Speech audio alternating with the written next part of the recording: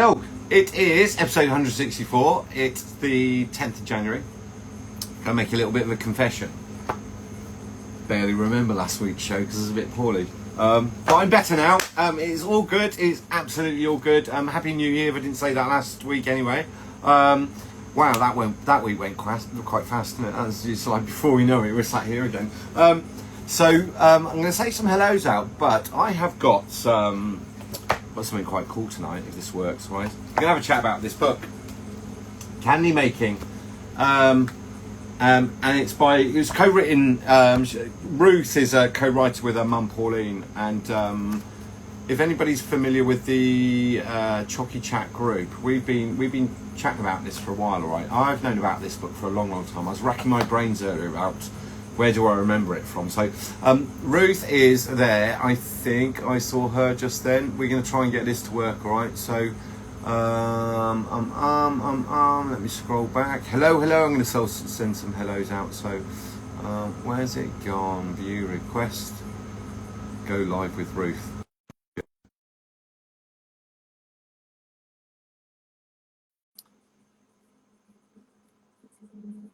I think it takes a moment or two. But Ruth definitely sent me. Hello. Hello. How are you? I am well. Can you hear me okay? Yeah, it's a little faint, but I can hear you. I'll turn it up a little bit. I think there's a little bit of a delay. Where are you in the US? I'm in Ogden, Utah, which is Okay. 25 miles north of Salt Lake City. Okay. Oh, right. It's really nice to meet you. You know that we've been talking about this, right, Ruth? I do, but I've got mine too. You got an original. Yeah. Lots of people have been talking about it. I need to thank Billy, who kind of brought that to our attention. Billy is Scottish Chocolates. He makes chocolates kind of as a hobby, and it's just kind of grown because I think today he's kind of taken on a contract which he didn't want to do. But he was referencing chocolate fondant creams and the ones that he uses and the ones that he does. And it's only when he mentioned the book, it's like, I know that book. And then in the background, you've been here all along. I have. I've been about a year. Okay. Yeah. So I guess what I wanted to ask, I think some people might ask questions tonight, so we can try and answer some of those as well.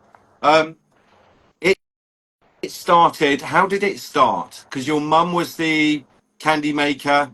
Yeah. Chris Harvey, he's She's. just joined. Oh, hi, Chris.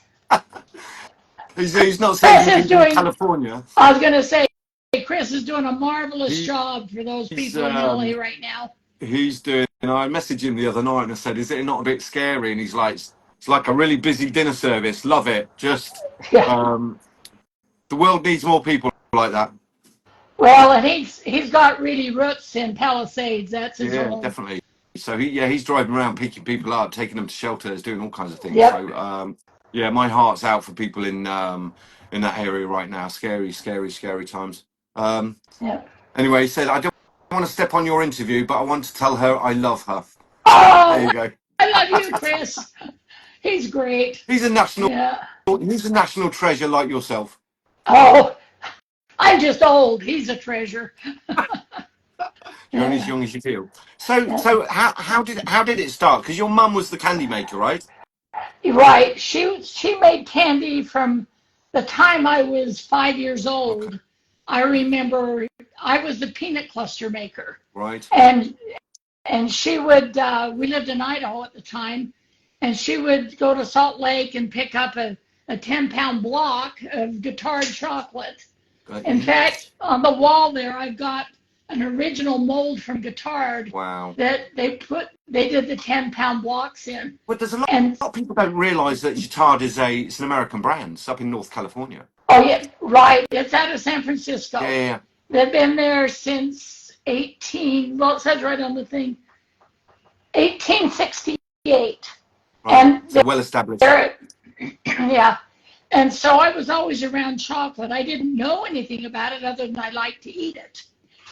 And we moved to Utah in '57, and my dad was a printer, and so he printed up her recipes in a little red book, and she would teach classes and whatever. And then I got a degree in home economics and was teaching school, and I realized that I didn't really know what I was doing, so I read her little red book. And then years and years later, HP Books contacted me to see if I would write a book on candy making, because they could find candy makers or they could find writers, but they couldn't find that combination. Yeah. And I fooled them enough that they went for it. And so I brought my mother in, of course, because it was her basis. But that's been 40 years ago. Yeah. And at the time, I was 39 and thought I knew everything. Nope. I have learned over the years that I didn't know very much. And I know different things now, but it's kind of like you do better when you know better. But I look at some of those things in the book and I go, that's just wrong, or I didn't explain it well enough, but that's what I knew at the time. Yeah, there is. I mean, one of the things that always has struck me with this is, excuse me, it references both Fahrenheit and centigrade, which is really, really unusual. And we strictly were in Fahrenheit, Yep. and I believe the editor did the centigrade. Okay. Or Celsius. Back then it was centigrade. Yeah. I still work in Fahrenheit except for cocoa butter. So Okay. it's I go back and forth, but I'm much more comfortable in Fahrenheit. Okay, yeah, because that's actually. But then, having said that, when you look at, you read about all of the sugars. We talk about softball and hard crack and the different Right. levels of sugars and how it's tested. I think I said something on Chocy Chat a while ago that kind of back in the day when I started, thermometers were a kind of luxury in the kitchen. Oh, So, so you got those. You dip those in ice water and you pick the sugar out to see, you know. Where is it at? But look, it's very interesting that it's got Fahrenheit and Celsius in it. I was just going to say to you where I know this book from. I worked at a place called Eltham Halls, big stately home, owned by the Colthorpe family, ancient family, big stately home. Give you an idea of the value of the stately home. Henry VIII met Catherine of Aragon there. Do you know, it was their hunting lodge. wow. So Shakespeare wrote *Midsummer Night's Dream* when Queen Elizabeth I visited, and there's a Wow. lake, right? So what I inherited when I took over that kitchen was a large kitchen of quite elderly young ladies, right? What I mean was, say that in a nice way. That appeared, and things like the fondant creams. There is the egg white towards the back. There is the egg, and the book that we had at the time was. It had been egg white marzipan. Um, and they would always reference this book because they said, well, it's formulas. It's not weights and measures. It's formulas. It's a jug of this, half a jug of that. Right. And we know how it works, right? And that's one of those kitchens where they made everything. They just made everything. And I remember, it's only when I saw the cover, it's like, I remember that book. I remember how glued together the pages were. And this was before, this is probably 97, 98. So Yeah. yeah, Well, few yeah. years ago myself. So, and you use the recipes? Funny you should ask. I They're did for ideal for years and bonbons. years. In '08, Yeah, I decided that I was going to up my game, and everybody was doing yeah, fondants. So I went back to Montreal to Chocolate Academy and took a course on the molded bonbons and all that. yeah, And that was my first introduction. And then there was no going back. The molded are more fun. They're less sweet. yeah, They are easier. I can get more money out of them. yeah, I mean, you can get $3 for one bonbon, but you'd be lucky to get $1 for a fondant one. yeah, And so and not having to cook them. There was just a lot of reasons, mainly They're quite low risk as because, well. yes, and I like to think I'm special. And so I was more special than everybody else because they were still doing fondants. Yeah. But in the last few years, I don't make them and sell, but every now and then I get a little nostalgia kick. And I'll make some fudges, or this year I did some peanut brittle and fudge and pinoche and divinity, just for old time's sake. Oh. But the other challenge is I'm at 5,050 feet. Oh. And everybody else in the world is at sea level. Okay, yeah. So it offers its challenges. Yeah, the higher. Have you tried airbrushing at your altitude? Oh yeah, in fact, It's all right. I've got my Valentine's ready to go. As you get higher in altitude, airbrushing, tempering, all of it becomes a little bit more challenging, right? It's at sea level, where everything's okay, and I think even with sugars, as you get up to altitude, it becomes problematic, right? Reaching certain temperatures. I think what's interesting now with the price rise of cocoa and chocolate, and then chefs looking to diversify their fillings. That is an incredible source of. Nobody really wants to go near making fondants because it's presumed to be too difficult, right? Well, it's physically difficult. Yeah. There's a lot of stirring involved. I can't figure out how these people are putting fondants in the molded shell, or are they? Some are, some aren't. Some are using, like the rollout fondant and then kind of knocking it back themselves with a simple syrup. Oh. I think to make them from scratch, you can guarantee the quality of the sugar crystal as it builds up, right? By physically stirring. Right. Some people, I know somebody did mention that they put it onto a KitchenAid and they'll mix it. Obviously, we know the more you mix it, the firmer it gets, and then it becomes impossible to pipe, right?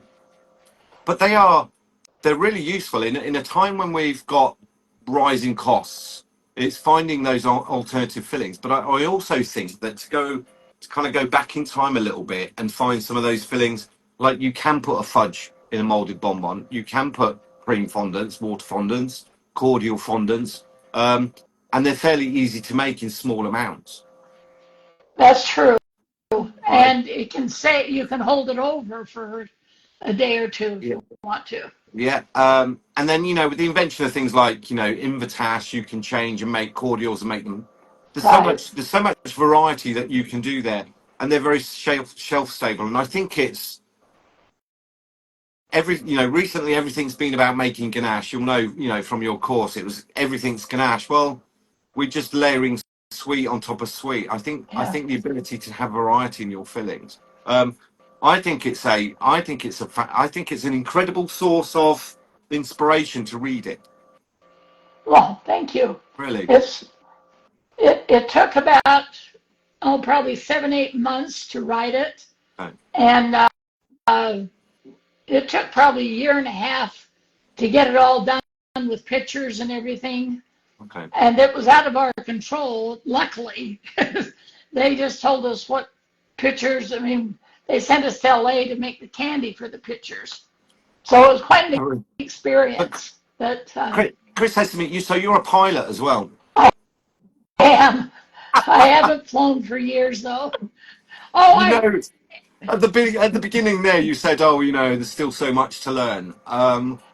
It doesn't end, does it? No, I hope it doesn't. No, it doesn't. If it ends, there's no point. I think the greatest experts on this planet are the first ones to say, "Oh no, there's still too much to learn." It's so much to learn. And if it's not food related, it will be learning to fly a plane or something else. Right? It's gardening or a different area of food or a different. You said you moved into doing the chocolate. I've seen some of the chocolate on your page. It is fantastic. And you're just making that for friends and family. No, I've got I'm a cottage food rural business, so I can sell out of the home, but I don't push like I used to. I don't have the energy, and I don't have 20 years ago, I would have been out beating the bushes, and now I just wait for people to come to me. But I keep as busy as I want to be, and so it works for me. It gives me something to get up and do every Um, day. it's a nice hobby, chocolate. Yes. And there is something also about, I think, chocolate. Some of the nicest people I've ever met seem to be working in chocolate. It just seems to bring beautiful characters together, right? Yeah, you've always got something to talk about and something to learn from each other. I'm just reading some of these questions here because there's lots of feedback. Some people saying they make the fondants, they roll them into balls and press them in. Um, Ah, so Kelly Wessel, I think she's in. I'm trying to think. That'll come to me. One of my customers' favorite is a mint fondant with dark chocolate. yeah, that's one of Um, my favorites too. getting the right pipeable texture took practice. Is it? At what point? You know, when you mix them, at what point do you think? What is it that you're looking for when you stop? First of all, I don't start stirring until it's about 100 to 100. Oops, that's Fahrenheit. Um, About what would 40. be 50, 60 degrees? Yeah. Okay. So the cooler the syrup is when you start to agitate, the smoother the fondant will be. But at the same time, you get it colder and your arm's about to drop off. Yeah. And as a child, mother didn't worry about those things. She'd plop a pan down in our lap with a towel Right. while we were watching TV and say, stir Right. this. And there were sometimes it was cold, cold, cold. Right. But I found, like I say, the 40, 50 degrees, that makes a real smooth fondant. But it depends. Sometimes it takes 20 minutes, sometimes an hour. But it's the shearing action Yeah. that starts the agitation. And a lot of times, if you'll turn your paddle over, you'll see a little line of crystals. Yeah. And it was just kind of like chocolate. Scrape that back in and stir it, and it starts to Okay. seed it. So it's similar to how beta crystals form, right? Right, right, They form during cooling, but they also form by agitation, right. and then because it's a fat, it will create these long chains. So certainly, when I go back to my days early learning, we to start with, well, I mean, I joined the army, so everything we did, we had to learn to make things manually first, and then when you could do it successfully manually, stirring, then they let you use a machine. So you couldn't move forward to a bigger machine until um, and it was watching what was happening, and I recognise that the more you stir, eventually it gets firmer and firmer and firmer because you've got that crystal build up. Um, and that, yeah, I mean, you must have shoulders like. Um, Yeah. would you? The other thing is that if it's too firm, if you've cooked it to the proper temperature, but it's still too firm, if you'll put it in a plastic bag or wrap it in plastic wrap Yeah. and let it sweat just a little bit, and you can knead it just like bread, and Okay.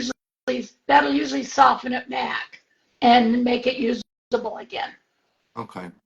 It's certainly um, it's certainly something I recommend that like chocolatiers have a go at making their own fondants, right? Because it's not doesn't need specialist equipment, doesn't need No, very clever chemicals or anything. There is this perception that it's a really complicated process.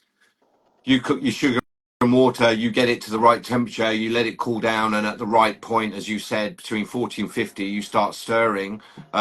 You can create this incredible filling that's shelf stable. You can add different flavors to it.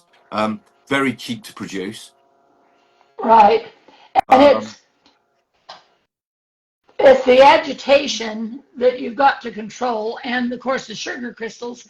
I find in teaching people, I just automatically am very gentle as I'm stirring in the pot. Some people just slop it all over the yeah. place, and that causes the crystals on the side of the pan. I personally don't worry about washing it down because I don't get it there to begin with. But there are precautions that people need to take, or put a lid on and let it steam down. But Yeah. if you don't get those sugar crystals totally dissolved before it starts to boil, Yeah. you're going to have a sugar problem. Well, you can have a giant ball of sugar crystal. Yes. And Yeah. there's no coming back from that. That's No. um, No. but I suppose that's no different really to, I mean, I teach in here and I teach chocolatiers, wrong bowl. It's same as, when they get chocolate all up the edges of the bowl and then they'll Yeah. temper it and then they'll pour that over the edge. And it's like, you've just poured tempered chocolate over untempered chocolate and you're scratching your head. Like if we don't make mess, we won't have mess to clean up.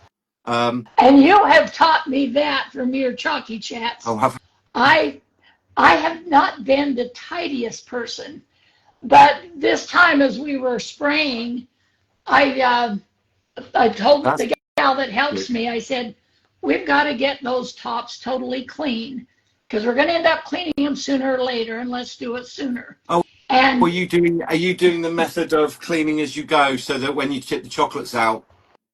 I'm trying. This is our first. We've got 3 different rounds here ready to go for Valentine's, but I did it by putting paper towels on a heating plate, Yeah. and she just scooted them and it cleaned them off really well. Because otherwise, you're going to mess up your backs. They're going to get some streaks, and Yeah, but I think and that, I mean, the worst one is if you get colour all over your mould and then say like you're shelling with white chocolate, eventually your white chocolate's going to change a weird kind of oh colour. yeah, There is nothing, I've always said, look, there's nothing wrong with making mess, but just clean it as you go along. Like if you got chocolate on the side where you're working, you'd wipe it up. If you get the chocolate off of here, but actually if you tidy up and clean up just as you're going along, eventually when you turn those chocolates out, all you'll have to do is just give the edges a wipe right. and you've got a nice clean mould. And believe it or not, that is a mould that did have chocolate in it. That's Because this, that's amazing. I am trying to be like you. oh, it's, it's practice. I'm not in a hurry to make chocolate. I watch students trying to go so fast, and it's you paint them and decorate them nicely, and take care of them, and give them a clean, and then we temper the chocolate properly, and we make sure that the bowl's clean. And if I need to tip it into a new bowl, I will. Right, this gets in a mess, and then we try and pour carefully and tip it out carefully. We don't need to people banging this like they're trying to smash the mold in, and it's slow. But if we decorated them nicely, and then we shell them nicely, and we fill them accurately, we shouldn't make too much mess as we're going along. I think the messiest stage is capping, but the cleaner that surface is, the better we cap. And then, Yeah. you know as well as I do, the more mess that's on this mold, the more gets on your hands, right? Oh, And yeah. now we've got the apron to clean, the jacket to clean, the fridge to clean, the inside of the fridge to clean, the thermometer, and everything, right? Um, you know this from teaching students. You give them a bowl of Oh, sugar. How many? yeah. It's all over the thermometers. It's up whisks. It's on every door handle. You know the deal. Oh, yeah. I'm going to see if there's some. I'm going to see if there's some. Does anybody?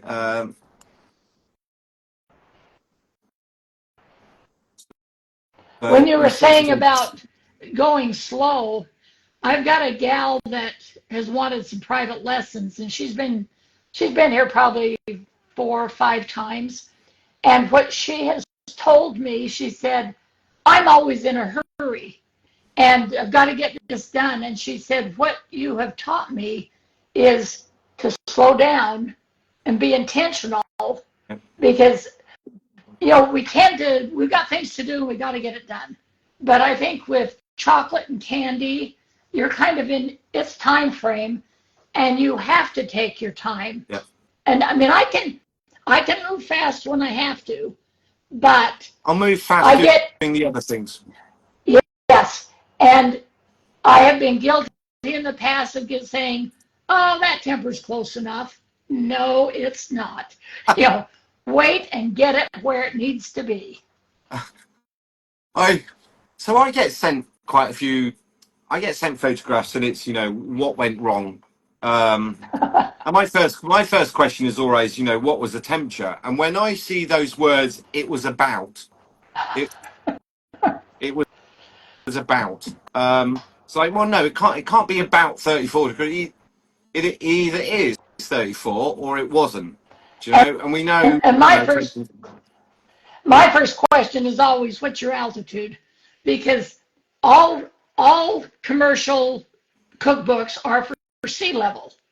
yeah, And some of us don't live at sea level, so we tend to just read that book and we're going to overcook that thing every time. yeah. And so we all have our first questions, but yeah, thermometer and thermal pin is the best. I'll bet I've got 10 of them around here. I mean, I Yeah. just, I had a delivery of Thermapen today. It's kind of only one I'd use. Well, I can't guess temperature. I can't guess weight. no, Right? Nobody following a recipe book could go, well, that's about 50 grams. But it either is or it yeah, isn't. And then we are dealing with chemistry. Um, yep. there's an interesting question here saying, can you accelerate the cool down of the fondant to 50 degrees? Otherwise, it takes an hour or more to get the mass cooled down to 50. Yes. Um, if you've got a marble table or whatever, and you can spread it out, that's going to cool it real quick. My mother, being a home candy maker, she would have, I don't know if you have them in England, but they were a Pyrex, a glass cake pan, 9 by Yeah, yeah. 13 glass. And she would take it out, set it in the snow, so it was nice and cold. Then she Right. would pour the syrup into it, and that would cool it in a hurry. But what you don't want to do is pour it into that pan or whatever you're using and walk with it and carry it somewhere because you're agitating it. And Yeah. you don't want to agitate it until it's cool. So we would walk it out, pour the syrup, and don't scrape the pan. Again, you're agitating, and it would cool very quickly. In fact, too quick sometimes. So it's the rules, isn't it? The rules. I know. Look, the book for anybody that hasn't got the book, if they can find the book, your book. This is really easy to follow steps. There's no complicated jargon. There's no complicated words. I think the way that you explain it is how it happens and how it works. And the rules are don't agitate. I remember the first time I ever made fondant, we poured it onto a table. And because it was running off the edge, all of us with bench scrapers, right? And it was the big, the copper bowls. Okay. Oh yeah, So we'd yeah. done it in the copper bowls, and you had to get a cloth and make a donut from the cloth. Oh, Otherwise, the bowl rolled over. Okay. And then pouring it onto these things, and it all kind of went off the floor. Whilst the instructor, I know I was a young soldier at this point, so you can imagine the yeah. language, right? And we've tipped, and it was something like 20 litres. We've tipped it on this marble slab. It's all run off the edge, and we're all getting cloths. We're all getting scrapers and scraping it. Well, it just turned into this giant Yeah. chewing cube, right? And we all stood there scratching our heads and said, "What happened?" And he said, "I told you not to stir it. I told you not to agitate it. I told you to pour it in a thin stream and leave it." Well, and if you put bars up, or if you don't have bars, if you will pour it and make a dam Yeah. all the way around the edges, that starts to set up, and then you can pour it in the middle. Okay. Nobody thinks about that until it's going over the edge No, of the table, right? no. Oh no, and then you're Yes, all no. with your spatulas. Been I was there, gonna- done that. I was making dinner tonight. I was making dinner tonight for the girls, and I had to make some mash. And I don't know what happens if you get this like chef brain. I had the colander in the sink, right, to pour the potatoes into, and I moved the colander onto the side. And very briefly, I looked at the colander. I poured the water and stopped before. And it's like, oh no, we'll just lift that into the sink. I nearly poured boiling water, probably all over myself. I think you get into the habits of doing things. They're rules to follow, aren't they? And the best rules that you learn are from mistakes, without a doubt. Oh, mistakes you always learn from. I just wish I could learn from them the first time and not have to Uh, repeat them. I think it makes you a better craftsperson. I think it makes you better. I think the more I think I've always been a great advocate. Make the mistakes, do things wrong, as long as you can find out why and what happened. from a reliable source. I think this is what Chocky Chat's been. Um, People are quite happy to make mistakes. Certainly on the on the page, on the Chocky Chat page, it's on here as well. I did this, it went wrong. What did I do? Because I think there's lots of areas where you can't be honest and say I did this wrong without somebody going, "Oh, well, you're stupid," which is not Yeah. helpful. What did I do? What went wrong, and how would I fix it? And with with cocoa butter, this stuff, the rules are you follow the rules, because if you don't, it doesn't work. Right. If you don't follow the rules of tempering, the only time you realize you made a mistake is when you do that. Oh yeah. Yeah. And you think Um, you've gotten away with it for a little while, and then you find out you didn't really get away with that. well, the weather will change, the humidity will be different. Yeah. You're talking about, I teach all over. A lot of what we do, we teach chocolate, but also the airbrush side of things, and like, how does this work, and how can I get the best from it? And I recognise that we've got people that are at 5, 6, 7, 8,000 feet, and trying to get some air to come out is almost impossible. Equally, we've got chefs in Jordan who are 400 meters below sea level, and their room is a cloud, and they're like, I started at 30 psi, and I can't. It's just going everywhere. It's like, to turn it down to 5. And I didn't realize that airbrushing the altitude made a difference. So Hugely, that's new to me. I've got a hugely. Fuji, so my Fuji I've just used for like 15 years. Okay, So so that's the turbine, right? Is the big right. blue? Okay, so turbine's slightly different. Turbine's slightly different because it's just consistent pressure, Yeah. consistent air. I started Um, out with airbrush and compressor, but it was too frustrating. And Carrie Beal that did the Easy Temper, she yeah. introduced us to the Fuji, and that's been Okay. a game changer. That and the Easy Temper have been Um, yeah. wonderful. Well, you just you are singing from the same sheet as me. I I get asked a lot, if I was going to start again, what would I invest in, and it would be Easy Temper every single time. Oh, without a If you doubt, I've can, got two of them. okay. I won't tell you how many I've got in the factory. We use a lot. We can use upwards of 8 kilos of silk a day. Wow. I It's, told Carrie to pop in. I don't know if she did or not. Oh yeah. to make the actual colours, yeah, we can use upwards of 8 kilos of silk a day. So you can imagine volumes. Wow. Um, but if I can melt chocolate to 34, and I can measure fairly accurately with scales, then Easy Temper, there's no. And again with the fillings, if I can measure water and sugar, and I can cook it to the right temperature, also follow the rule of not agitating it. Um, we can make a filling. We can make chocolates that are fairly economical, Yep. right? I never did water fondants. I always did cream fondants. The Yeah. only time I do a water fondant was for cherry cordial. Okay. But I find water fondants are much trickier and Have you much got a more. favourite? Have you got a favourite in the book? Because it starts like it starts talking about making the cream fondant, the water fondant, buttercream fondant, the honey one, brown butter fondant is one that we're going to try because I'm quite interested in that with vanilla. But then it goes into, you do touch on truffles and then fudge, and then there's a word that you use in here we're not familiar with. It'll come to me, and it's divinities. Oh, that's it's just an egg white with a syrup, kind of a meringue thing. It's It's meringue, right? But soft. yes. Well, but I am not good at making divinity.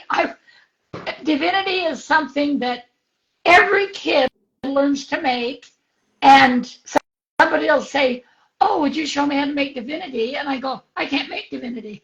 I'm not good at it." And I probably because I don't really like to eat it. I only like to make things I like to eat. think I But think it's that I think every chef has the nemesis dish that they can't do, ah right? And yeah. I've got a little bit of experience. I cannot do meringue by hand.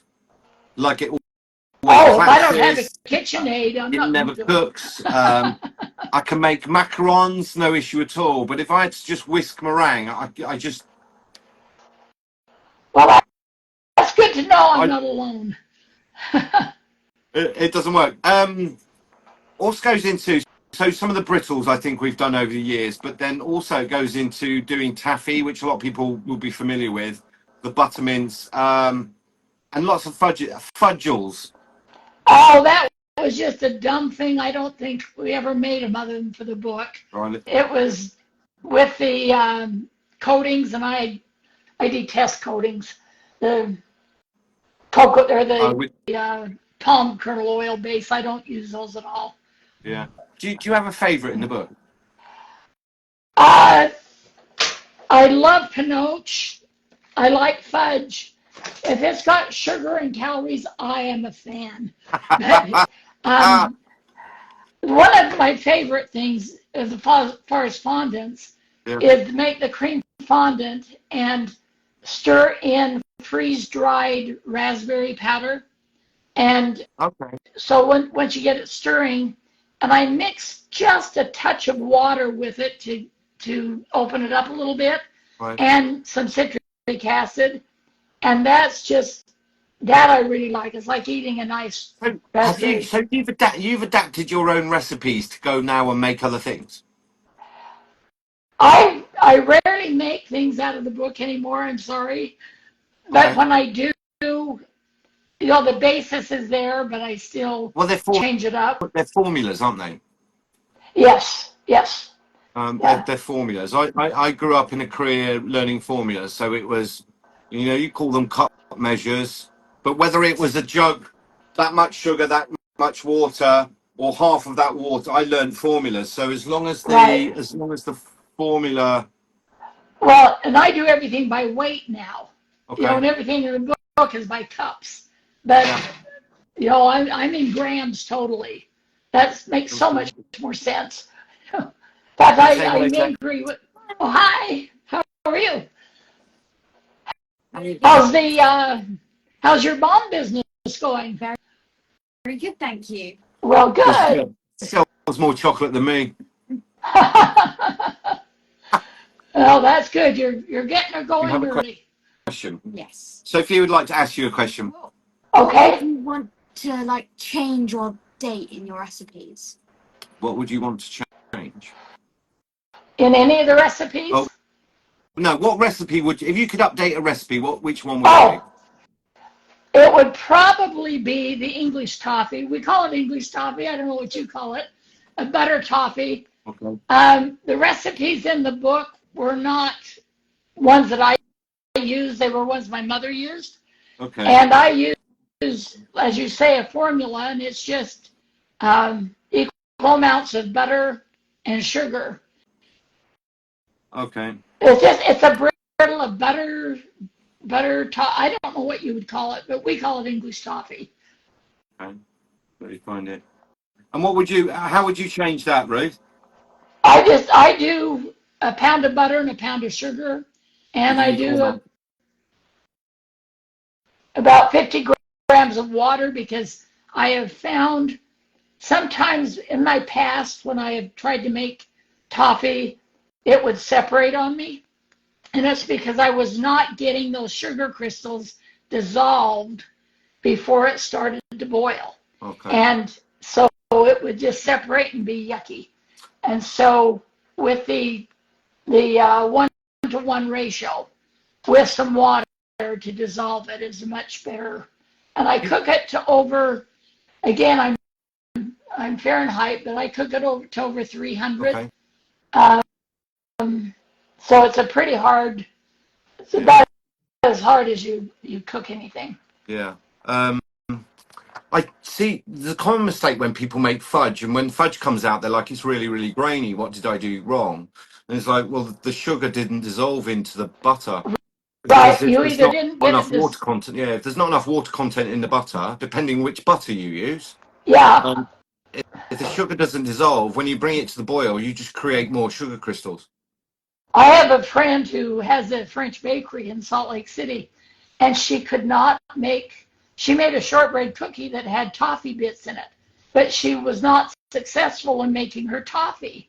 Well, it's because she was using good butter that had a very low water content. I said, just go buy the cheap butter and you'll be fine. And she is. But I had she, you know, this. that goes against her grain. Yeah, totally. I had this conversation with somebody. I think they're in Northern California. They're like, but US butters generally like 8 to 10% water content, and I'm like, well, that's fine. Just melt it and then take the butter out. They're like, no, I really want to use French butter. I'm like, don't, just don't. I think I think our butter's like 82% fat, Yeah. something in there. I, So the cheap I butter think it is, depends. I think it depends on the brand, right? oh, probably, And then probably. when people start using what we used to call margarine, Ugh, and they're like, can I use margarine as a substitute? I'm like, no, because the water content is there's off the charts. there's no water content in margarine. So, Yeah.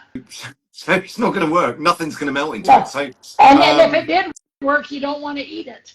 Now, butter well, yeah, doesn't there's no cost taste, that much is there? more. Yeah. Oh, well, it's hard. There was a real drive, butter's bad for you.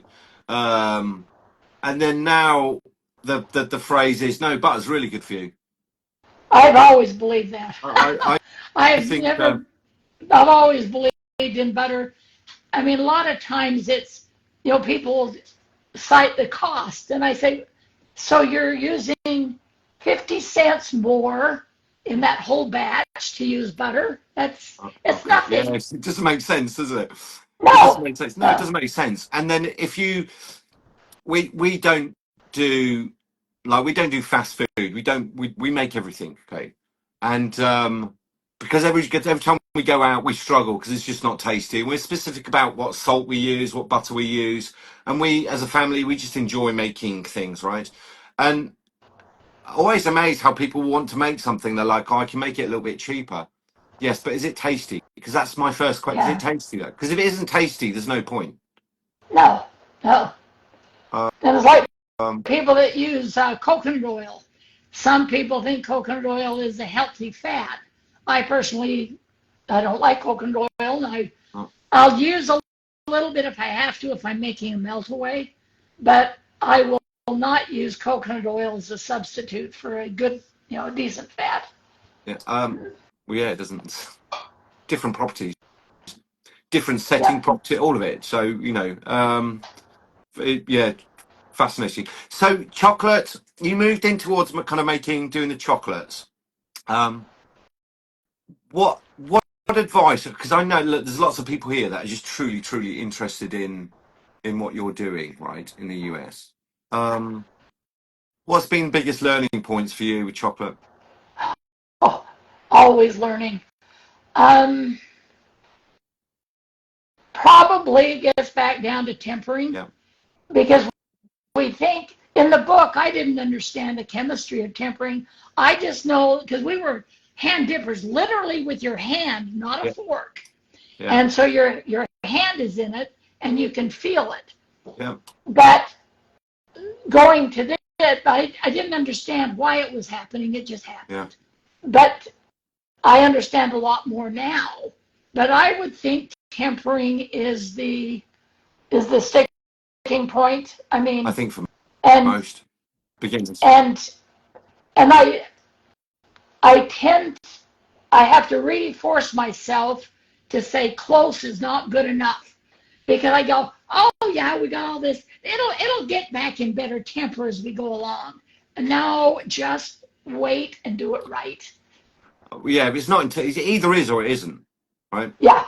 And it's a Oh, bit but like it can it's a be bit like almost. It can be yeah, but almost. almost isn't. Right? No, that's true. And then this, I Exactly. mean, I think you'll be able to relate to this because this, the days of doing seeding, and we had to stick the because you use easy Oh, temper now, right? oh yeah. And it's the days of we got the melted chocolate and we put the stick in it and we go, there's my tempered chocolate, and then we go and warm that up, right, and ruin it. Oh, And then when it fails, they go, but look at but on the outside, that's just dried chocolate. So if we can uh, peel it back and look underneath it, that's what we'd be looking for. But they don't explain it like that. Once you Or you move over stick. to easy temper and you put a dollop in and you give it a stir, to say, well, no, it's ready. Well, yeah, how do you know? Well, no, it's ready. Yeah. It's really ready. It's Well, ready, it's like ready. But it's, if you put a test in the fridge, you'll get a false temper because yeah, it'll look okay if it's been in the fridge, but if it's you need to do it at the room temperature. yeah, you're not putting everything in the fridge, so you've No. now changed what you're doing, right? Right. Yeah. Yeah. So it's like you said, carrying the bowl, carrying the glass Pyrex dish in. Oh. It's like, well, it was all right outside, and just me walking here, it's now gone wrong. Yeah.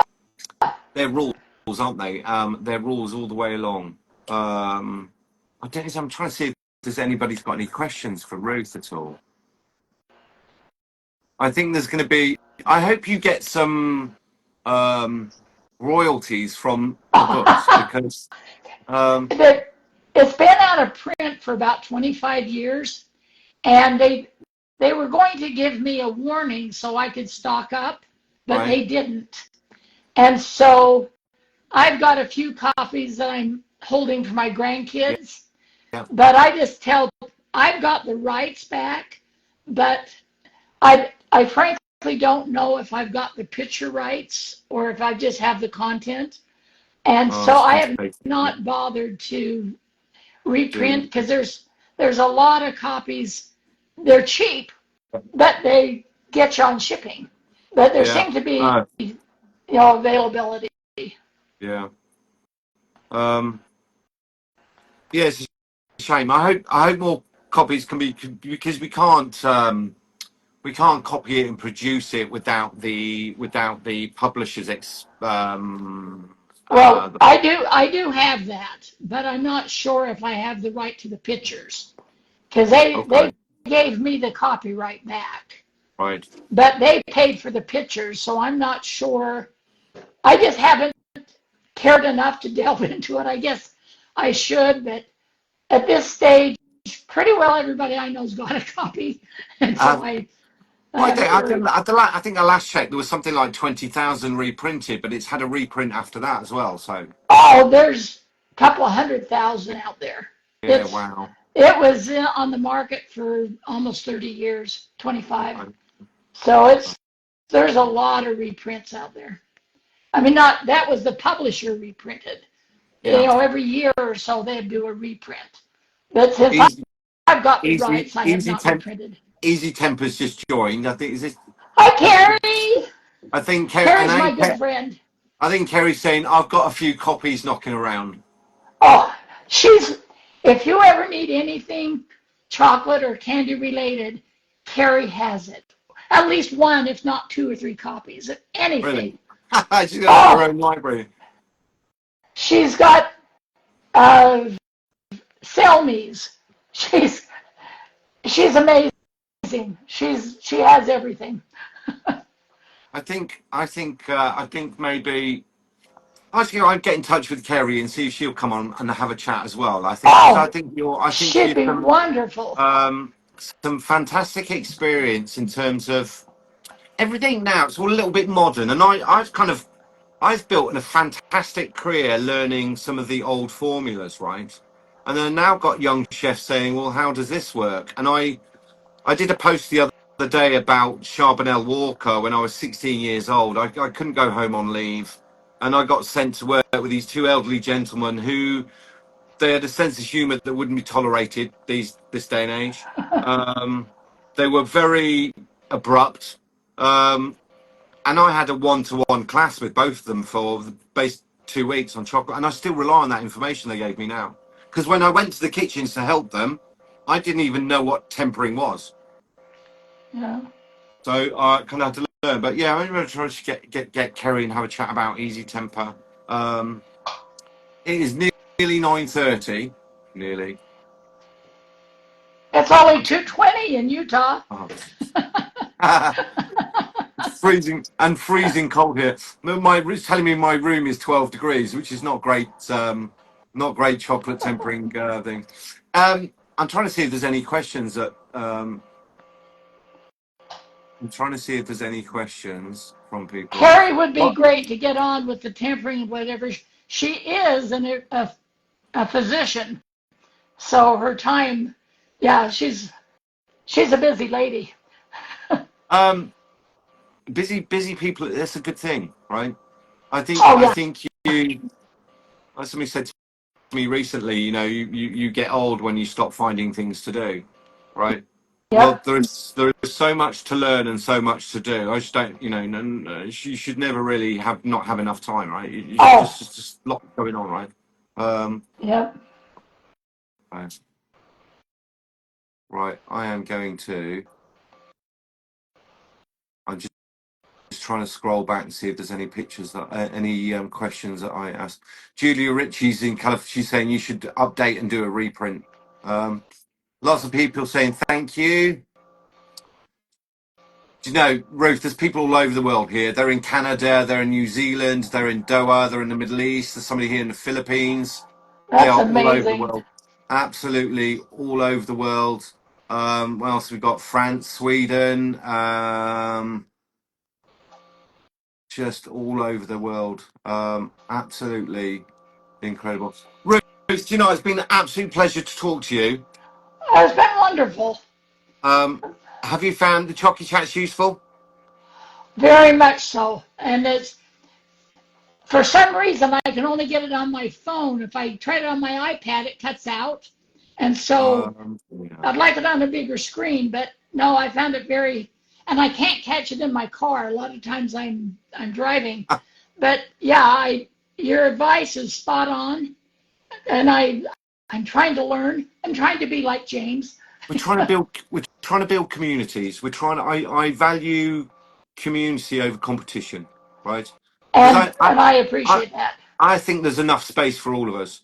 And even if there's a Yeah. chocolatier in the next town next to you, you shouldn't be in competition. You shouldn't. You should just be collaborating and getting Yep. your stuff out there, right? And then part of Chocky Chat was if we all learn together, we will all get better together, and that's always going to be a good thing.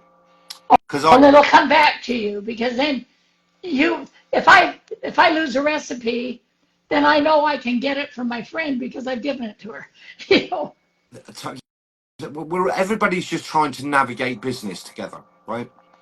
We're all just trying to do better. Everybody. Get through this, you know. Absolutely. And it shouldn't need to be any harder than it is. And the cost of information just seems to be getting harder and harder and harder and more expensive, which that challenges me that I didn't write the rules on chocolate. I just share them. Who owns them? Many, Well, many, you many explained people. them. Yeah. Many people over the years who have got it wrong and learned from those lessons. That accumulation of millions of people that have worked in chocolate and shared the information. So not one person owns it, so I don't understand the need to have extraordinary charging for information, right? Yeah. Yeah, I totally. don't mind paying for a course or certain recipes. That doesn't bother me because people are making their living. Yeah, But it's always nice to have the free exchange of information. It's, makes the world a better place. It really yep. does. And there's, Yep. as I said, Billy saw this, and then I looked. It's like I know that book. I know that book because I worked in the kitchen where, and I think the copy we had at Eltham Hall was pretty. He'd been well used. Beat up. Well, that's good. I always like It to see it was beat up. it was well used. A lot of pages were stuck together. There was some bits torn. People had written notes in it, but what it made up was this kind of little mini encyclopedia of what people had done over the years, and you could tell whether somebody had done a recipe or not with their notes, right? And if they'd Yeah. made notes in it, then it worked, and that's what we want, something that works, right? Yeah. Well, Simple as that. Um, that's good. Ruth, it's been an absolute pleasure talking to you. I don't know how to exit from this because if I exit, Oh, I will I probably will. lose the How chat. about if I just exit out and I'll say Absolutely, goodbye to everybody? Ruth. I'm going to organise some butters to come out to you. Okay, Oh, wow. so Would love that. you can have a play with these. So I will. I'll grab your email address a bit later. I'll message you a bit later or Okay. tomorrow. And then we'll get some things. I got friends up in Salt Lake I think are on their way back soon. So Oh, I'll sort something out for you. well, Any favourite Yeah, I colours? can learn Salt Lake. Well, thank you so much for having me. It's been a delight. Absolute pleasure, Ruth. Oh, and please stay in Chocky Chat. And if you see questions and people ask them, please give us your advice.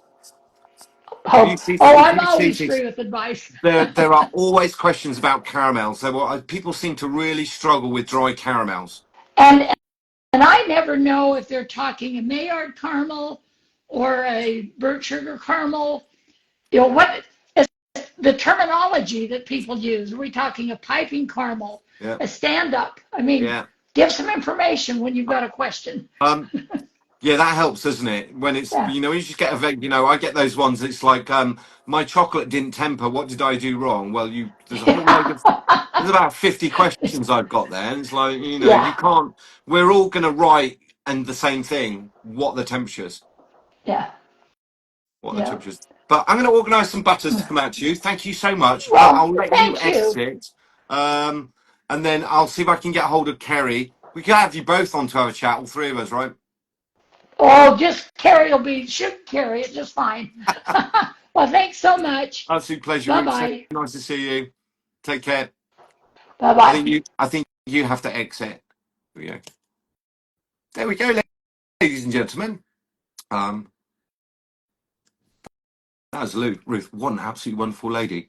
If you can find this book, have a look because there are books that I refer to. There are books that I like. There are books that I own.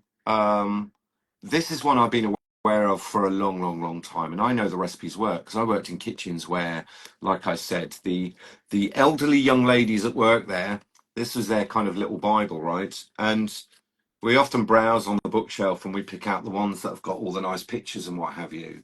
Um, that's not what you're looking for. What you are looking for in books are where somebody has the ability to really, really explain something in such a simple format that when you read it, you go, "Oh, I got it," right?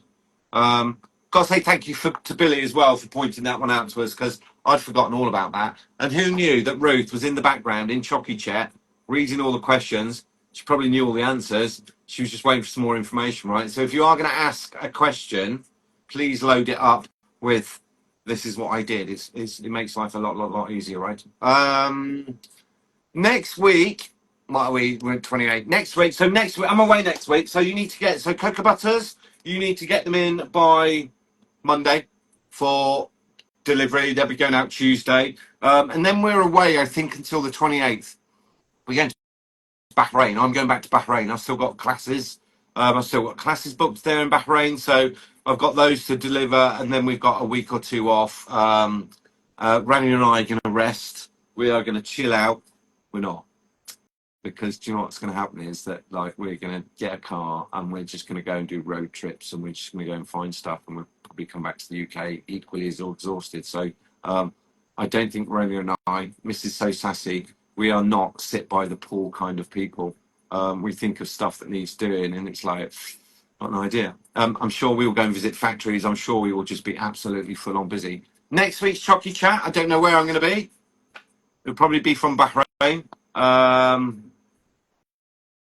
Who knows, right? It's a Chocky Chat thing. It's New Year. This year is going to be absolutely amazing. It is going to be amazing, and you need to think positively about it, right? I'm going to get going. I don't think there's anything else to say. I don't think anybody's got any questions. If they did, the book is Candy Making by Ruth, who we were just talking to there. I think it was first printed in 19. I think she said 1979. And I've said to chefs and chocolatiers and home producers, now is the time to diversify a little bit. Now is the time to we paint with butters, we shell with chocolate. Is maybe to have a think about some of those fillings. Do those fillings also need to be chocolate because that's the largest amount of chocolate that we would use? And I think now is the time to diversify your fillings. Learn how to make fondants. Learn how to make fudges. Learn how to make some of the things that are bit more reminiscent for people as well, right? There is nothing nicer, I think, than a peppermint fondant in a bonbon. It's absolutely outstanding when you make it yourself. When you buy them, they are so super sweet, they're barely edible, right? So it's something you need to learn to make, right? And they're not difficult. They are not difficult. That's all. I'm gonna get going. Everybody have a good week. I will see you next Friday, usual time. Although it's going to be about midnight where I am, so I'll stay up late. Thank you to Ruth for joining us. See you next week. Take care.